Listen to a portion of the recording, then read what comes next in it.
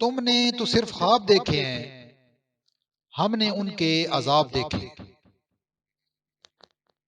اس عاجزانہ دعوے کے ساتھ قبلہ بڑے شاہ صاحب آپ کے خوابوں کی تعبیریں بیان فرماتے ہیں۔ ملاحظہ فرمائیے، خواب۔ جناب شاہ صاحب، بہت سال پہلے میں نے ایک مشہور عالم خواب دیکھا تھا۔ میرا یہ خواب برصغیر کے مسلمانوں کے لیے علادہ وطن کے قیام سے متعلق تھا، جہاں وہ مکمل مذہبی، سیاسی، معاشی آزادی اور خودی کی دولت کے ساتھ جی سکیں۔ الہ آباد کے مقام پر میں نے اس ریاست کے خد و خال عرض کیے تھے۔ مجھے آج تک اپنے خواب کی تعبیر کا پتہ نہیں چل سکا۔ کچھ آپ ہی بتائیے کہ میرا وہ خواب کیا ہوا؟ تعبیر: واجب العزت بزرگوار، خدا آپ کے درجات بلند کرے۔ آپ کی خلد آشیانی روح کے لیے خوشخبری ہے کہ آپ کے باکمال خواب کو لاجواب تعبیر مل گئی۔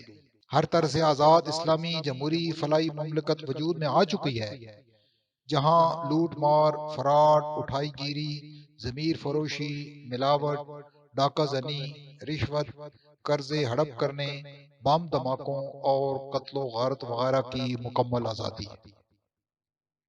نیز کیا ابلۂ مسجد، کیا تہذیب کے فرزان، سب لہو گرم رکھنے کی خاطر انتشار پھیلانے میں آزاد ہے۔ آپ کی روح کے اصالِ ثواب کی خاطر علم و آگہی وغیرہ پر کوئی خاص وقت ضائع نہیں کیا گیا۔ البتہ فولادی مونوں نے افزائش نسل کے عرفہ مقصد پر بھرپور توجہ مرکوز رکھی۔ یہ میں نے تشقہ ثمر بار ہوئی اور کراں تا بکراں پھیلا ایک انبوئے بے منزل وجود میں آ چکا ہے، جس کا ہر فرد خودی کی دولت سے بہرہ مند یعنی خود سر ہے۔ مزید آپ کو نوید ہو کہ آپ کے کلام کی روح کی گہرائیوں میں اترتے ہوئے شاہینوں نے پہاڑوں کی چٹانوں ہی میں بسیرا کر رکھا ہے، جہاں پر بم دھماکوں کے پروگرام ترتیب دیے جاتے ہیں۔ نیز آج جب یورپ کے رندے مریخ کی مٹی کھود کر دھول اڑا رہے ہیں، یہاں آپ کے حکم کے مطابق ستاروں پر کمندیں ڈالنے کا کام زور و شور سے جاری ہے۔ مراد شوبز کے ستارے۔ سوئے ادب نہ ہو تو عرض کریں کہ سلطانی جمہور کے غوغا ایسے فتنوں سے ہم آپ سے بھی زیادہ باخبر نکلے ہیں۔ یہی وجہ ہے کہ جمہوریت کی بیخ کنی کے لیے ہم نے کوئی دقیقہ فروگزاشت نہ کیا ہے۔ مرحبا، یقیناً آپ کی روح کو تسکین ملے گی کہ ہماری جبینوں پر بیاک وقت عبادتوں کے نشان بھی ہیں اور آمروں کے ہمراہ 7 پھیروں کے قشقے بھی۔ حکیم علمت: مبارک باشد کہ آپ کے خوابوں کے جزیرے میں اسلام کو مکمل نافذ کرنے اور روشن خیالی سے بہرہ مند ہونے کے بعد اب کسی نامعلوم منزل کی طرف سفر جاری ہے۔